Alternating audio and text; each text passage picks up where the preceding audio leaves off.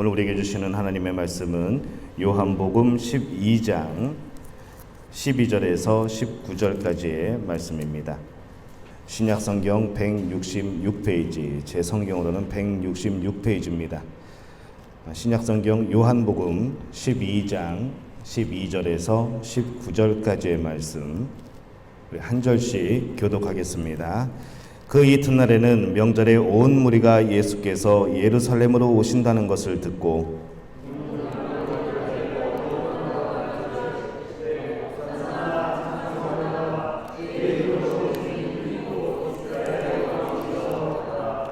예수는 한 어린 나귀를 보고 타시니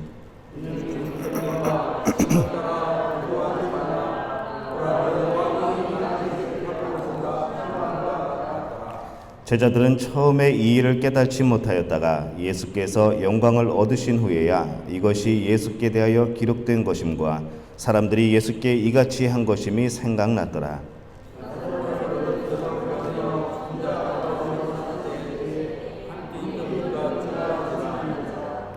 이에 무리가 예수를 맞으면 이 표적 행하심을 들었음이로라.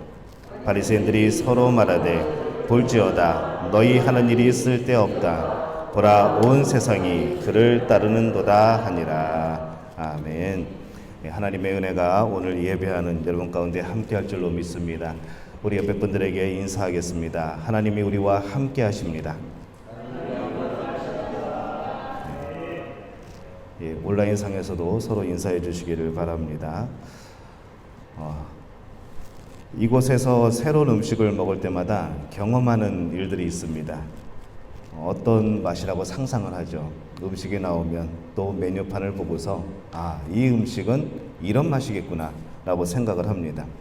근데 막상 먹어보면은 제 상상과는 전혀 다른 그런 전혀 엉뚱한 그런 맛일 때가 참 많이 있습니다. 슈퍼에서도 여러 가지 물건들을 사죠. 물건들을 사는데 이거는 이런 맛의 소스일 거야 라고 와서 집에 와서 그것을 먹어보지만은 제가 상상했던 맛과는 전혀 다른 그런 일들이 참 다반사입니다. 나중에 알게 되죠. 이 설명서에 라벨에 붙어 있는 내용이 이런 얘기였구나 라는 것을 알게 됩니다. 근데 이런 삶을 보면서 우리도 가끔 이 성경을 그렇게 읽고 또 이해할 때가 있지 않은가 라는 생각을 해봅니다. 예수님께서 많은 기적을 행하십니다. 그래서 많은 사람들이 예수를 따라다닙니다. 이런 분이 우리 왕이 되어도 되지 않을까? 이런 분이라면은 우리 왕이 되면 참 좋겠다라고 생각을 하는 거죠. 오병이어의 기적을 경험해 보니까 이런 분이라면 내가 굶어 죽을 일은 없겠다라고 생각이 듭니다.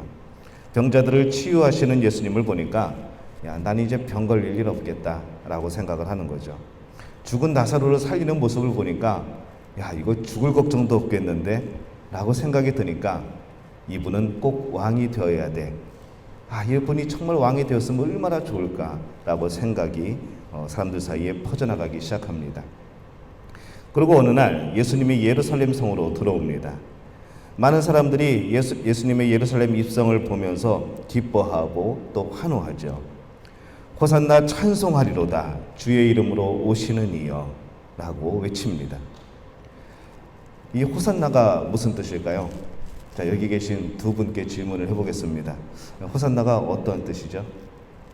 우리는 가끔 하나님을 찬양합니다 라는 그런 뜻이 아닐까라고 생각을 합니다. 그런데 호산나의 뜻은 지금 우리를 구원하소서 라는 뜻입니다. 하나님 지금 우리를 구원해 주옵소서, 지금 나를 좀 구원해 주옵소서 라는 그런 뜻이죠. 이 도움을 청하는 외침입니다. 자기들을 도우고 로마의 압박과 무력으로부터 해방시킬 메시아, 그 메시아가 예루살렘 성으로 들어온다는 생각에 그들은 기뻐했던 겁니다. 그들은 감격했고 그들은 그를 환영했던 겁니다. 근데 이같이 대대적인 환영을 하던 날부터 며칠 후에 그렇게 찬송하며 환호하며 기뻐하며 감격하며 맞이했던 그들은 이제 빌라도 법정에서 바라바를 놓아주고 예수님을 십자가에 못 박으라고 그렇게 한 목소리로 외치게 됩니다. 왜 그런 일이 벌어졌을까요? 이 예수님에 대한 사람들의 기대와 예수님이 하시고자 하는 일, 예수님이 가시고자 하는 그 길이 전혀 달랐던 겁니다. 우리가 이것에 초점을 맞추고 오늘 말씀을 한번 살펴보려고 합니다. 이 말씀에 보면은 유난히 눈에 띄는 구절이 하나가 있는데 예수님이 어린 나귀를 타고 들어오는 모습입니다. 이 어린 나귀를 타시는 이유도 예수님이 하시려는 일과 관련이 있습니다. 이스라엘 백성들에게 하나님이 금지한 것들이 있는데 그 중에 하나가 말을 기르지 못하는 겁니다. 농사용으로 사용한다거나 아니면 정말 필요에 의해서 그런 소수의 말이나 전차를 가질 수는 있었지만은 전투를 위해서, 전쟁을 위해서는 말을 기르지 못하도록 하나님이 하셨습니다. 그래서 이스라엘 백성들은 왕이라고 할지라도 전투용으로는 말이나 전차를 가지지 못했던 것이죠. 이 솔로몬이 범한 큰 죄가 있습니다.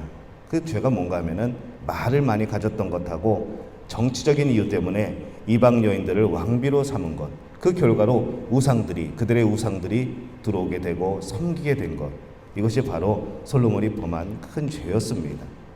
시편 20편 7절에 보면은 혹은 병거 혹은 말을 의지하나 우리는 여호와 우리 하나님의 이름을 자랑하리로다, 이렇게 말씀을 하고 있습니다. 이렇게 고백하는 이유가 바로 하나님의 명령 때문에 그렇습니다. 이스라엘 민족의 신앙의 원리에 의하면은 하나님을 의지하는 것과 말과 병거를 의지하는 것이 중요하게 비교가 되어지고 있습니다. 내 힘을 의지하는 것을 말과 병거로 묘사하고 있는 것이 바로 성경의 말씀입니다. 그래서 예수님께서도 예루살렘에 입성하실 때에 나는 전쟁을 하러 온 것이 아니야 라는 것을 말씀하기 위하여서 말이 아니라 나귀를 타고 오십니다. 나귀를 타고 전쟁을 하는 나라들도 있긴 합니다만은, 예전에는 그렇게 됐습니다만은, 우리가 생각할 때에 이 나귀는 정말 전쟁용으로는 부적합한 그런 동물입니다. 그것도 지금 예수님은 다 큰 나귀가 아니라 어린 나귀를 타고 오십니다. 가끔 우리가 로마 제국의 그런 배경이 된 영화들을 보면은 배너 같은 것을 봐도 그렇지만은, 로마 군대가 외국에 가서 전쟁을 해서 승리를 하고 돌아올 때면은 앞에서는 나팔을 불고 길 옆으로 사람들이 환호를 하고 탈취한 전리품들을 앞서 세우고 그렇게 들어옵니다. 이 화려한 장식들 사이로, 환호하는 그런 사람들 사이로 그 군대가 들어오죠. 근데 지금 예수님의 모습이 그런 모습입니까? 전혀 그런 모습이 아닙니다. 예수님께서 그 많은 사람들의 관심과 환호를 받았을 때에 그 당시 제일 긴장한 사람들은 누구였을까요? 로마 정부입니다. 지금 이스라엘은 로마의 식민지입니다. 그곳에 빌라도가 총독으로 와 있습니다. 갑자기 수많은 사람들이 몰려와서 어떤 사람을 중심으로 지금 힘을 모으고 있는 겁니다. 가장 긴장해야 되는 것은 빌라도와 로마 정부입니다. 근데 그들이 가만히 있습니다. 그들이 제지를 했다, 그들이 와서 막았다, 그런 이야기가 성경에 기록되어 있지 않습니다. 왜 가만히 있었을까요? 지금 이 예수님의 모습은 전혀 위협적이지 않습니다. 무장도 없고 또 말도 아니고 어린 나귀를 타고 느릿느릿 들어오는 그 예수님의 모습에서 이 사람은 로마 정부를 정복할, 또 그런 전복시킬 그런 의도나 힘이 없구나라고 판단을 했던 것이죠. 스가랴 9장 9절의 말씀을 보면은 이 장면이 예언이 되어 있습니다. 시온에 따라 크게 기뻐할지어다. 예루살렘에 따라 즐거이 부를지어다. 보라, 내 왕이 내게 임하시나니 그는 공의로우시며 구원을 베푸시며 겸손하여서 나귀를 타시나니 나귀의 작은 것 곧 나귀 새끼니라, 이렇게 기록을 합니다. 이 말씀을 보면은 분명히 예수님이 구원을 베풀 것이라고 말씀을 합니다. 나귀를 타고 오는데 나귀의 작은 것, 곧 어린 나귀 새끼를 타고 온다고 말씀을 하죠. 이스라엘 백성 쪽에서는 지금 예루살렘에 입성하시는 예수님을 보면서 이제 우리를 로마 정부로부터 구원하실 것이라는, 우리를 이 탄압에서부터 해방시킬 것이라는 그런 기대를 하고 있습니다. 그런데 한 가지를 놓치고 있죠.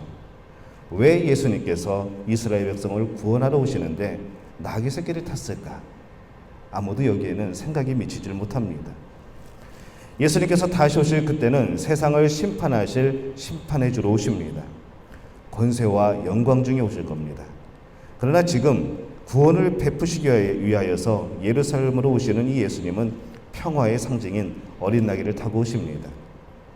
심판하시려는 목적이 아니라 구원하시려는 목적이죠. 하나님의 아들이 인간의 죄를 짊어지고 낮아지고 겸손히 죽으시기 위하여 오십니다.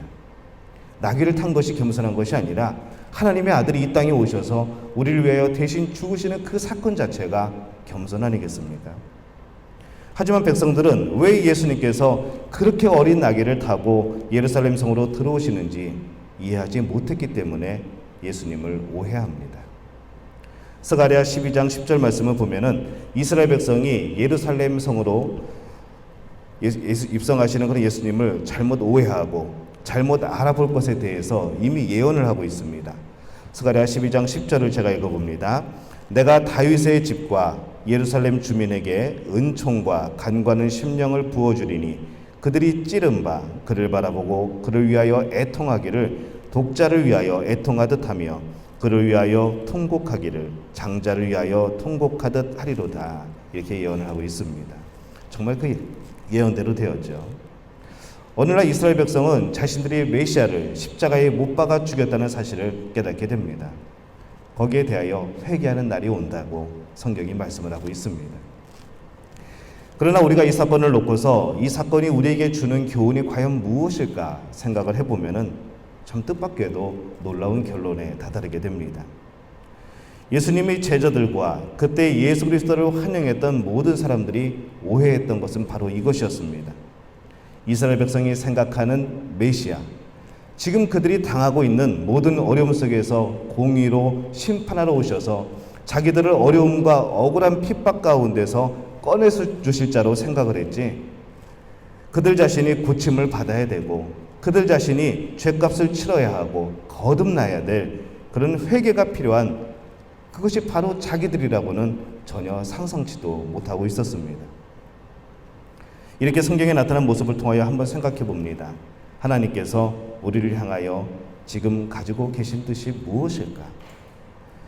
우리를 구원하신 것을 생각하게 될 때에 우리는 나를 향한 하나님의 뜻과 계획을 생각하기보다는 우리 편에서 내 뜻을 이루기 위한 대상으로 하나님을, 때로는 예수님을 생각하고 그렇게 환호하고 또 그렇게 예배하고 있지는 않는지 돌이켜보게 됩니다.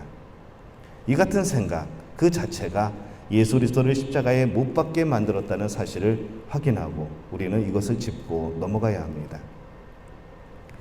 예수님의 예루살렘 입성은 우리를 구원하러 오신 사건입니다. 그리고 그 구원의 방법은 뭔가를 전복시키고 뭔가를 무찌르고 무너뜨리고 하는 것이 아니라 우리 죄를 짊어지고 온 인류의 죄를 짊어지고 십자가에 달려 죽는 겁니다. 이것 때문에 기독교는 세상 사람들의 오해를 받습니다.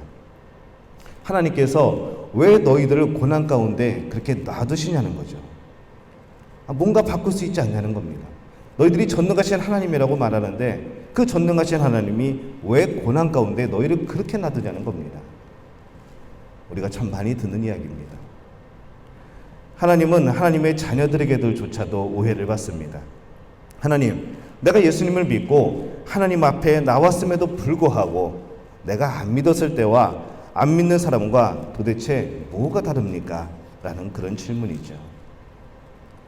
왜 이런 오해가 나올 수밖에 없습니까? 그것은 예수님이 오시는 것을 보고 뛰쳐나왔던 사람들처럼 내가 어쩌면은 같은 모습이 아닐까라는 생각을 해보는 겁니다. 예수님이 나를 통해 하시고자 하는 그런 일보다는 이제 예수님을 통하여서 우리의 어려운 이 모든 형편이 나아지고 고쳐지리라는 기대가 더 크지 않았을까라는 그런 생각입니다. 이 환난과 핍박 속에서 우리를 건져내시겠지라고 생각을 하고 나왔는데 예수님은 그러한 기대와는 상관없이 전혀 엉뚱한 응답을 주실 때가 많기 때문에 그렇습니다. 때로는 우리의 응답이 너무 더딜 때도 있습니다.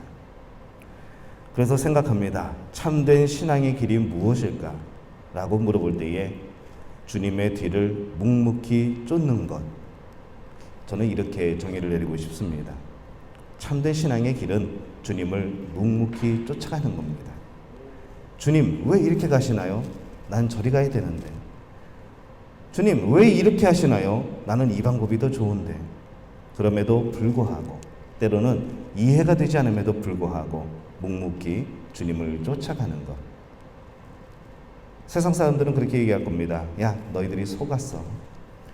내가 원하는 예수님이 내가 원하는 왕이 아니라면 난 따르지 않을 거야. 우리에게 그렇게 말할 겁니다. 모든 사람들이 그렇게 예수님을 떠난 그때에도 여전히 내 뜻이 아닌 예수님의 뜻을 따라서 묵묵히 쫓아가는 것, 이것이 참된 신앙의 길이 아니겠습니까? 여러분의 기대와 요구사항이 과연 무엇입니까? 그것은 거의 모두가 정말 그리스도께서 내 편이 되셔서 나를 사랑하신다면 왜 이 문제를 해결해 주시지 않습니까? 라는 것이 바로 우리의 기대이고 우리의 요구였습니다. 그러나 하나님께서는 우리를 어떻게 보십니까? 하나님께서는 정말로 우리를 사랑하시기 때문에, 이 세상 그 누구보다도 우리를 사랑하시기 때문에 우리를 죄 가운데서 건져내시고자 하는 더 큰 근본적인 해결의 마음을 가지고 계십니다. 이것이 우리와 다른 점이죠. 우리가 죄 가운데 안에서, 죄 속에서 무엇을 쌓고 무엇을 이루어내고 무엇이 해결되고, 이것이 시급한 문제가 아니라고 하십니다. 먼저 죄에서 건져내는 것이 시급한 문제라고 말씀을 하시는 거죠. 먼저 하나님과의 관계를 회복하는 것이 시급한 문제라고 하십니다. 그러나 우리는 끊임없이 말합니다. 하나님, 다른 문제는 잘 모르겠고 우선 이 문제부터 좀 해결을 해 주십시오. 놀랍게도 이런 오해가 우리들의 신앙의 대부분을 차지하고 있습니다. 우리는 죄에서 우리를 건져주시려 목숨을 버리신 이 겸손한 평화의 주님이 아니라 속 시원하게 권세를 가지고 능력을 가지고 때로는 심판하시고 때로는 뭔가 내 문제를 해결해 주시는 그런 주님만을 원하고 있지는 않습니까? 하지만 죄의 문제가 먼저 해결되지 않는다면, 하나님과의 관계가 먼저 해결되지 않는다면 우리 역시 그 심판의 대상이 될 수 있음을 여러분 기억하시기를 바랍니다. 이 평화의 주님의 뒤를 쫓아가는 사람들이 우리여야 합니다. 이 땅을 살아가는 성도들의 삶이 그런 모습이어야 합니다. 지금 우리 더욱 하나님과 친밀한 관계를 가지고 지속적인 교제를 이루어야 할 때입니다. 진정으로 하나님의 평화의 자녀들답게 사는 것이 가장 시급한 문제이죠. 아까 장로님이 기도하셨지만은 우리가 사회적 거리를 두는 것 참 중요합니다. 근데 자칫 우리가 하나님과의 사회적 거리를 두고 있지는 않습니다. 우리의 마음에서 이미 하나님과의 너무나도 떨어진 거리가 생겨나진 않았습니까? 정말 마음은 두려운데, 내 마음은 불안한데, 나는 정말로 답답한데, 그것을 아뢰고 그것을 구해야 될 대상이 하나님이 아니라 오히려 이 세상의 어떤 방법들을 찾아가고 있지는 않습니까? 그리고 여전히 해결되지 않는 그 삶 가운데에 거하고 있지는 않습니까? 2000년 전에 예수님께서 예루살렘 성에 입성하실 때에 많은 사람들의 환호와 그런 환영을 받으셨지만, 예수님의 하실 일은 사람들의 기대와는 전혀 동떨어질 수 있을 밖에 없었습니다. 우리 역시 2000년 전에 그 예루살렘에 모인 사람들처럼 예수님을 향하여서 호산나, 호산나, 지금 우리를 구원하소서, 지금 우리를 구원하소서 라고 외치고 있습니다. 정말 하나님의 구원의 그런 손길이 필요한 때입니다. 그런데 여러분, 어떤 구원을 외치고 있습니까? 질병으로부터의 구원, 질병에 대책 없이 넘어지는 우리들의 연약한 모습을 바라보면서도, 정말 연약한 이 모습을 다시 한번 확인하면서도 하나님을 찾지 않고 회개하지 않고 다시 한번 하나님께 구하지 않고 교만하였던 우리의 죄로부터 그 구원이 먼저가 아니겠습니까? 하나님과의 관계가 어떠한지보다 내 상황이 어떠한지에 더욱 마음을 기울였던 그런 깨어진 하나님과의 관계로부터의 구원이 먼저가 아니겠습니까? 성경은 창세기부터 요한계시록까지 이 66권을 통하여서 우리를 구원하시고자 하는 하나님의 뜻과 그 약속들, 그리고 그 행하신 능력들이 기록되어 있습니다. 인간의 행복과 자랑이 물질이라고 말씀하신 적이 없습니다. 인간의 힘이 육체이고 권세라고 말씀하신 적이 한 번도 없습니다. 뭐가 복입니까? 오직 하나님을 가까이 함이 복이라 말씀합니다. 오직 예수 이름만이 능력이라고 하십니다. 예수님 안에 살아가는 자가 그 능력을 힘입을 것이라고, 그 능력을 경험할 것이라고, 그도 나같이 능력을 행할 것이라고 말씀을 합니다. 그런데 오늘 우리는 무엇을 찾아가고 있습니까? 오늘 예루살렘에 오르시는 예수님을 다시 한번 바라보게 됩니다. 우리를 죄로부터 구원하시려는 하나님의 포기하지 않는 역사를 다시 한번 보는 거죠. 그래서 이제 우리는 진정한 의미의 호산나를 외칩니다. 호산나, 지금 우리를 구원하소서. 내가 원하는 구원이 아니라 하나님께서 원하는 구원을 이루어 주옵소서. 이제 우리는 이 의미를 확실하게 알게 되는 겁니다. 이 시대에 지금 모든 인류가 저마다의 목적을 가지고 구원을 외치고 있습니다. 호산나라고 외치고 있습니다. 하지만 우리는 깨닫습니다. 많은 이들이 진정으로 이제 하나님을 찾게 될 것을 깨닫습니다. 이런 일들을 통하여서 이 세상의 진정한 주인이 내가 아니라, 우리 인류가 아니라 바로 하나님인 것을 고백하게 될 줄로 믿습니다. 우리의 죄가 하나님과의 단절이 가장 큰 두려움이었다는 것을 다시 한번 우리는 깨닫게 될 겁니다. 그렇게 오늘 하나님의 자녀된 우리는 이렇게 기도하는 거죠. 호산나, 지금 우리를 죄에서 구원하옵소서. 우리를 긍휼히 여겨 주옵소서. 이렇게 외치며 묵묵히 예수님을 따라가는 우리 믿음교회 가족들이 되시기를 예수님의 이름으로 축원합니다. 기도하겠습니다. 하나님 아버지, 은혜와 사랑에 감사합니다. 호산나, 지금 우리를 구원하소서. 우리가 외칩니다. 하나님, 깨어진 하나님과의 관계가 회복되게 도와주옵소서. 우리를 이 죄 가운데서 구원하여 주옵소서. 우리들의 연약함, 우리들의 얕은 지혜, 그것만을 의지했던 삶을 돌이켜 하나님 앞으로 돌아가오니 하나님, 지금 우리를 구원하여 주옵소서. 예수님의 이름으로 기도하옵나이다. 아멘.